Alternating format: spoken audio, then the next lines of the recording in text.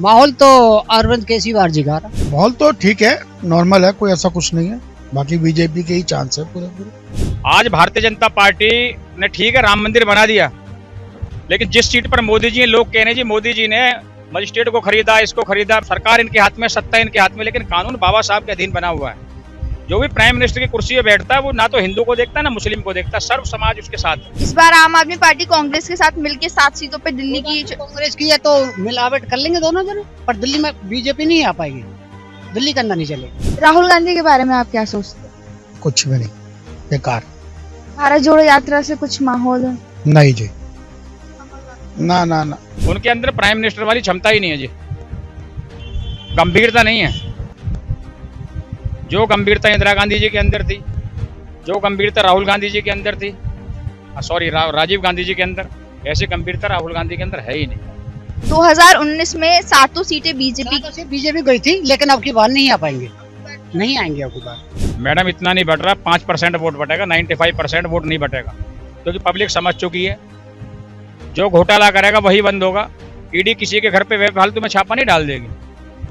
आज तक मोबाइल का सिस्टम नहीं बता पाए वो अपना पासवर्ड केजरीवाल जी, तो क्या बताएंगे। दिल्ली के लोगों का क्या माहौल है, कहाँ उनका सपोर्ट जा रहा है, ये जानने के लिए आज नियो मीडिया की टीम मौजूद है दिल्ली के तुगलकाबाद में। आइए लोगों से जानते हैं। चुनाव आ रहे हैं तो आपको यहाँ का क्या कुछ माहौल लग रहा है? माहौल तो अरविंद केजरीवाल जी का रहा। कारण बताइए। कारण ये है कि उन्होंने अच्छे काम करे दिल्ली के अंदर, उन्होंने कोई गलत काम नहीं किया। ये तो भाजपा वालों की चाल है जो उनको जेल फंसा दिया। क्या भाजपा वाले पहले चुनाव से पहले डर गए, ऐसा लगता है? हाँ, डर गए उनसे। हाँ, उनसे डर गए। इस बार आम आदमी पार्टी कांग्रेस के साथ मिलकर 7 सीटों पे दिल्ली की कांग्रेस की है तो मिलावट कर लेंगे दोनों जने, पर दिल्ली में बीजेपी नहीं आ पाएगी, दिल्ली के अंदर नहीं चलेगी। 4 सीटों पर आम आदमी पार्टी लड़ रही है, तो क्या लगता है 4 में से कितनी सीटें आम आदमी? 4 में तो आम पार्टी को सीट मिलने वाली है। 2019 में 7 सीटें बीजेपी गई थी, लेकिन अब की बार नहीं आ पाएंगे, नहीं आएंगे अब की बार। 2019 में से यहाँ से सांसद रमेश बिधूरी जी रहे, क्या कुछ काम उन्होंने यहाँ पे करवाया? उन्होंने काम करा अच्छा, लेकिन अब उनकी सीट छिन चुकी है यहाँ से। अब देखो कौन बनता है यहाँ से, तो तुगलकाबाद से तो उनकी सीट तो मुश्किल है यहाँ से। हाँ, उनकी सीट मुश्किल है। आम आदमी पार्टी से यहाँ से साई राम पहलवान लड़ रहे हैं, तो क्या कुछ उनको मिल सकती है सीट?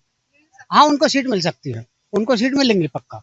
राहुल गांधी के बारे में आपका क्या? राहुल गांधी जी के हम बचपन से ब्राह्मण आदमी रहे, उनको हम बचपन से देते हैं और बचपन से देंगे और देते हैं। ब्राह्मण आदमी उनको हाथ पे ही देते आए हम अब तक, उनको देते हैं, उनको सीट मिलेगी अब क्या, बिल्कुल पक्का मिलेगी अब क्या। पीएम के कैंडिडेट के रूप में वो नजर आते हैं आपको? हाँ, अरे पीएम के नजर में क्या, उनका पूरा परिवार ही बचपन से रहा है, तो बताएंगे वो सारा तो परिवार उनका खत्म हो चुका, तो एक बार गिर रह गए तो देख लेते हैं, एक बार और देखते हैं इनको। यात्राएं इन्होंने की तो कुछ माहौल उनका बना, उनको यात्रा से फायदा मिला उनको। हाँ, फायदा मिला उनको, बहुत फायदा मिला। इस यात्रा का फायदा क्या चुनाव में दिख पाएगा? हाँ, देखते आएगा, आएंगे तो पक्का आएंगे, अब के जरूर लाएंगे, ये हमारा दिल कह रहा है। चुनाव आ रहे हैं, क्या कुछ माहौल आपको यहाँ का लग रहा है?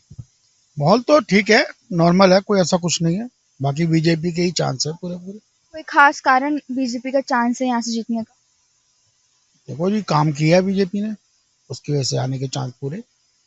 2019 में यहाँ से बीजेपी से सांसद रहे थे रमेश बिधूरी जी, क्या कुछ काम उन्होंने यहाँ पे किया? यहाँ उन्होंने कॉलोनी के काम काफी किए हैं, सड़कें बनवाई हैं, सब कुछ किया है, ऐसी बात नहीं। बाकी सबके साथ रहते हैं, मिलजुल के रहने वाले आदमी हैं। बाकी अब उनको तो टिकट ही नहीं मिली, खैर अब तो इनको मिली है सिंह बिधूड़ी को, इसके चांस भी पूरे हैं आने के। और आम आदमी पार्टी से साई राम पहलवान लड़ रहे हैं, तो क्या बारे में नॉलेज नहीं है, मैं आपको बताऊं, इनको ठीक है, ये आने के चांस तो पूरे पूरे हैं। राहुल गांधी के बारे में आप क्या सोचते हैं? कुछ भी नहीं, बेकार। भारत जोड़ो यात्रा से कुछ माहौल है? नहीं जी, ना ना ना। अरविंद केजरीवाल की गिरफ्तारी हुई, वो भी चुनाव से पहले, तो उसे किस तरह से देखते हैं? ऐसा कुछ नहीं, हमारी सोच में तो ऐसा नहीं है, वो तो जो जिनके साथ जो गलत होगा वो देखेंगे, हमारे साथ तो कुछ ऐसा नहीं है। चुनाव आ रहे हैं, क्या कुछ माहौल आपको दिल्ली का लग रहा है? मैडम अभी तो दिल्ली में पब्लिक का यही नहीं पता चल पा रहा किस तरफ रुख है। अभी तो फिलहाल तो मोदी जी का बोलबाला चल रहा है। मोदी जी ने बोला इस बार 400 पार जाएंगी, लगता है हो जाएंगी? मैडम, जिस तरीके से विकास हुए हैं, आप उत्तर प्रदेश के अंदर या पूरे इंडिया के अंदर जाइए, हाईवे बॉम्बे तक कनेक्ट कर दिया, वैष्णो देवी तक कनेक्ट कर दिया, और उत्तर प्रदेश के अंदर खास तौर पर इतना विकास हुआ है कि कहीं नहीं हुआ है। जबकि जो 400 सीढ़ियों का जो आदान प्रदान है, 400 पार होने का मतलब है कि उत्तर प्रदेश के अंदर कम से कम 70 सीटें आएंगी तो 400 पार हो पाएंगे। उत्तर प्रदेश में अगर 70 सीटें पा ली तो ये रास्ता जो है शायद बीजेपी के लिए काफी आसान हो जाए। बिल्कुल जी, 400 से पार ही जाएंगे जी। 403 हो जाए, 405 हो जाए, 407 हो जाए, हम 450 के नहीं कह रहे हैं, हम विकास की बात कर रहे हैं। आज तक 70 साल में कांग्रेस रही भारत सरकार के अंदर, 70 वर्षों के अंदर उन्होंने हिंदुओं का भी शोषण करा और मुस्लिमों का भी शोषण करा। मुस्लिमों को तो अपना गुलाम बना के रखा ताकि वो वोट हमें ही देते रहे, और हिंदुओं का शोषण इसीलिए करा कि आज वक्फ बोर्ड को इतनी जमीन दे दी है कि हिंदू आज अपने मंदिर की मांग करते हैं तो वो भी जगह वक्फ बोर्ड की मिलती है। मोदी जी के आने से कम सबका संतुलन बराबर है।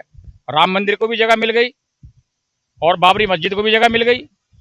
आज कोई माहौल अपना ठीक है हिंदुस्तान के अंदर। विपक्ष ने हमेशा ऐसा ये बोला है कि राम मंदिर को बीजेपी ने चुनावी मुद्दा बनाया है, आपको लगता है? मैं बताता हूँ आपको, मैं भारतीय जनता पार्टी में रहा, बीच में कांग्रेस में चला गया था, फिर लौट के बुद्धू घर को आए। भारतीय जनता पार्टी का मुद्दा था कि वो भारतीय जनता पार्टी हिंदुत्व के मुद्दे पर चुनाव लड़ती आई है। हिंदुत्व के मुद्दे पर चुनाव लड़ती, राम का नाम नहीं लेती तो भारतीय जनता पार्टी बनती ही नहीं। आज भारतीय जनता पार्टी ने ठीक है राम मंदिर बना दिया, लेकिन जिस सीट पर मोदी जी, लोग कह रहे हैं जी मोदी जी ने मजिस्ट्रेट को खरीदा, इसको खरीदा। मैं आपको वाकया बता रहा हूँ अपना बीता हुआ। हम लोकल हैं, यहाँ के लोकल बैठते हैं तो हर समाज के लोग कहते हैं सरकार इनके हाथ में, सत्ता इनके हाथ में, लेकिन कानून बाबा साहब के अधीन बना हुआ है। जो भी प्राइम मिनिस्टर की कुर्सी पे बैठता है वो ना तो हिंदू को देखता है ना मुस्लिम को देखता है, सर्व समाज उसके साथ है, वो एक नजर से सबको देखता है। आज भारतीय जनता पार्टी के पास अगर ठीक है सनातन धर्म का उन्हें बेनिफिट मिलेगा राम मंदिर बनने से, ऐसा नहीं है कि नहीं मिलेगा। हाँ, कुछ लोग खफा होते रहे, ऐसे राहुल गांधी जी हैं हमारे, विपक्ष में घूम रहे रोज, कभी न्याय यात्रा निकाल रहे हैं, कभी न्याय जोड़ो यात्रा निकाल रहे हैं। आज चुनाव कर्नाटक में तो वो तमिलनाडु में घूमते मिलेंगे, और आज राजस्थान में चुनाव है तो मध्य प्रदेश में मिलेंगे। तो राहुल जी का तो थोड़ा सा वो ये आलू से सोना बनाने वाली बात। तो क्या राहुल गांधी को आप पीएम के दावेदार के रूप में नहीं देखते? मैडम जी, मैंने साक्षात राहुल गांधी से मिला हूँ, उनके जन्मदिन में बधाई भी देने गया मैं। AICC उनका घर है 12 अकबर रोड पर। उनके अंदर प्राइम मिनिस्टर वाली क्षमता ही नहीं है जी, गंभीरता नहीं है। जो गंभीरता इंदिरा गांधी जी के अंदर थी, जो गंभीरता राहुल गांधी जी के अंदर थी, राजीव गांधी जी के अंदर, ऐसी गंभीरता राहुल गांधी के अंदर है ही नहीं। अरविंद केजरीवाल की गिरफ्तारी, वो भी चुनाव से पहले, आप उसे किस तरह से देखते हैं? मैम, मैं तो इस नज़र से देखता हूँ कि केजरीवाल जी तो महिलाओं के लिए भी पिंक बार शॉप खोल रहे थे, रात को 3 बजे तक खुलेंगे। बहन बेटियों को कहीं लाइन में लगने की जरूरत नहीं है, 3 बजे तक शराब ले लो खुला। हर गली मोहल्ले में जहाँ भी जाओगे शराब के ठेके मिलते थे। आज अगर हम ये कहते हैं कि केजरीवाल जी को गलत जेल में भेज दिया, लेकिन मैं ये कहना चाहता हूँ कि केजरीवाल जी को गलत इसलिए नहीं भेजा है, अगर यह बेनिफिट दिल्ली सरकार के अधीन आता, जो भी पैसा आ रहा था वो दिल्ली सरकार को नहीं जमा हो रहा था, ये उन लोगों के पास जमा हो रहा था जिनके पास टेंडर गए हुए थे इसके भारी रकम के, उन लोगों को बेनिफिट जा रहा था। इनके पास तो कमीशन जारी थी।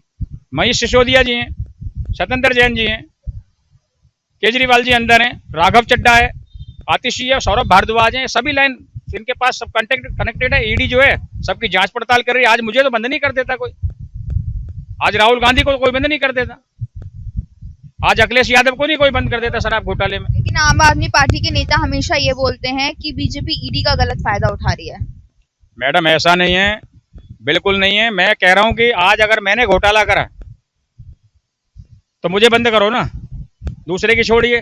अखिलेश यादव ने अगर घोटाला करा, अखिलेश यादव को बंद कीजिए। मायावती जी ने घोटाला करा, मायावती जी को बंद कीजिए। अगर मैं 2019 की बात करूं और दिल्ली की बात करूं तो 7 सीटें बीजेपी के खाते में गई थी। इस बार क्या लग रहा है आपको? मैडम, बंद होने से थोड़ा फर्क तो पड़ेगा, थोड़ा फर्क पड़ेगा, क्योंकि उसने प्रबोलन ही इस लालच के दे दिए कि महिलाओं को 1000 रुपए दिए जाएंगे। महिलाओं को बस में फ्री था, राशन तो ये दे ही नहीं रहा मोदी जी। और फिर जो गिरफ्तारी हुई थी उसके बाद लोग क्या सिंपैथी भी दे रहे हैं, सिंपैथी के कारण भी शायद वोट बट रहे हैं। मैडम इतना नहीं बट रहा, 5% वोट बटेगा, 95% वोट नहीं बटेगा, क्योंकि पब्लिक समझ चुकी है जो घोटाला करेगा वही बंद होगा। ईडी किसी के घर पे बेफालतू में छापा नहीं डाल देगी। आज तक मोबाइल का सिस्टम नहीं बता पाए वो अपना पासवर्ड केजरीवाल जी, तो क्या बताएंगे।